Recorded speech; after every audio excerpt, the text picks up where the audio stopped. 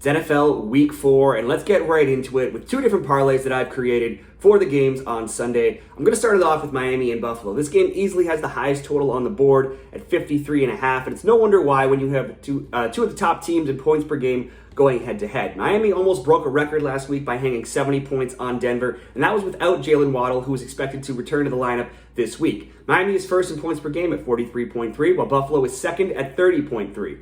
Buffalo has a better chance of slowing down the Miami offense, I think, as they rank third in passing yards per game allowed. Maybe, but that's hard to say after what we've seen from Miami so far. Still, Miami only ranks 20th in the pass, and they gave up 34 points to the Chargers, which is a good offensive team. And they even gave up 2 touchdowns to New England and to Denver, 17 points and 20 points to some weaker teams as well.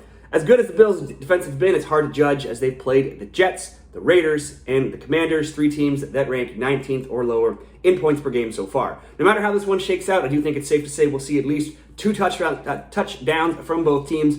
So depending on what book you have, you can go both teams to score 2 or more touchdowns, over 1.5 touchdowns each in a same-game parlay, and start that off with the first pick. Moving on, the next leg of this parlay is going to be coming from the Chiefs and the Jets. The Chiefs are averaging 26 points per game. That's 9th overall. They give up just the 4th fewest at 13.3 points per game. The Jets score just 14 points a game themselves. That's dead last, 32nd. And they allow 20.3, which is not terrible. It's 12th. But they are facing the Chiefs now. Now, sure, that defensive figure is pretty good, but the Bills were off week 1, and New York had the momentum to rise up and play decently after Aaron Rodgers' injury and get the win. The Patriots don't have a good offense, so keeping them to 15 points wasn't too shocking, but they also let Dallas hang 30 on them as well. The reality is Rodgers is not coming back, and Zach Wilson seems to be the guy for now, and that's not great for the morale of the team, as there's been all kinds of problems and complaints these past few weeks. The Chiefs are just as capable of putting up 20 or 25 or maybe even 30 points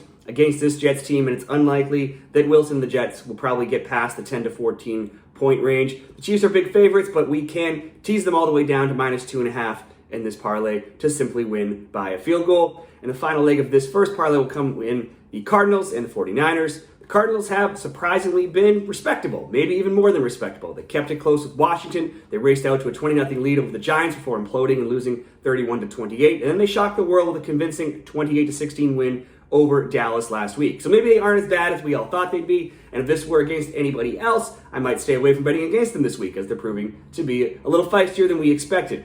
But this week they're playing the 49ers. The 49ers are huge 2-touchdown favorites here. The 49ers haven't lost a regular season game since last October versus the Chiefs. Since then, they're 15-1 and only losing in the NFC Championship game in the playoffs. This season, they're 3-0, and they've won by 23, 7, and 18 points. They'll be at home. They're off extra rest, having played on Thursday Night Football last week, and they're versus a Cardinals team that they crushed by scores of 38-10 and 38-13 last season. Again, I'm going to tease down the 49ers to -6.5, so they just have to win by a touchdown. And if we put those 3 things together, we've got +110 odds.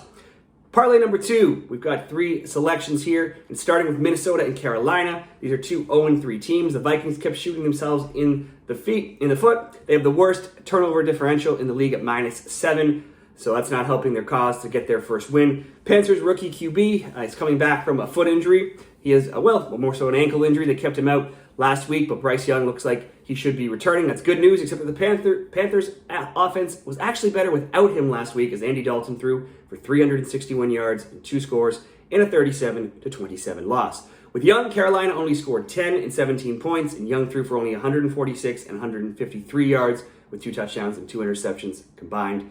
Now, the Panthers will be facing a Vikings team that sees Kirk Cousins leading the league in passing yards and touchdowns, and Justin Jefferson leading in receiving yards, going over 100 yards in every game so far. Minnesota averaged 23 points per game, and they should at least score twice. Let's go Minnesota to get at least 2 touchdowns.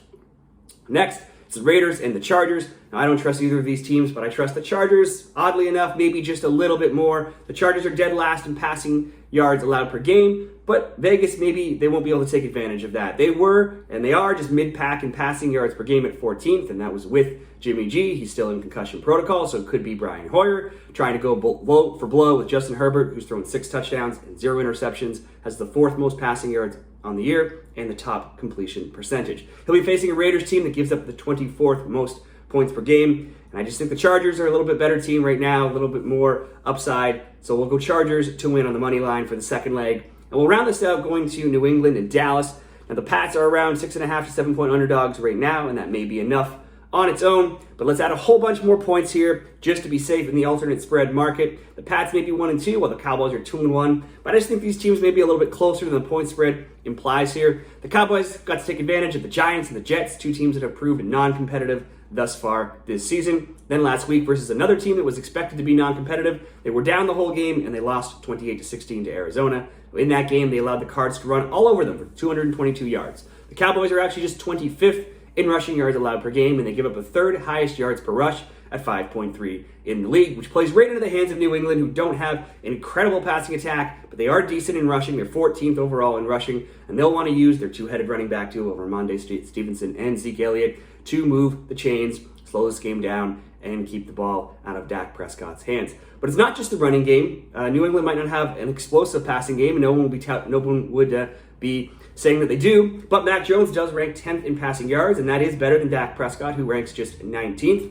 Defensively, Dallas ranks 4th, and New England is 6th in opponent plays per game as well. So this game has potential to be played at a very slow pace, and what I feel will be kept close all the way to the end. If there's shorter drives, not a lot of scoring, that plays well into this game being close and no one getting too far ahead. I'll take the Pats as almost a touchdown underdog in my picks if I had to just pick a single bet. But like I said, let's throw a whole bunch of extra picks. You can pick almost any point spread you want in some of these books. So whether you want to move that 7 points to 10 or 14 or 17, for the purposes of this, I've put the Pats all the way to plus 17.5. So if you took the New England Patriots at plus 17.5, the Chargers to win, and the Minnesota Vikings to get 2 touchdowns, you'd get even money at minus 108.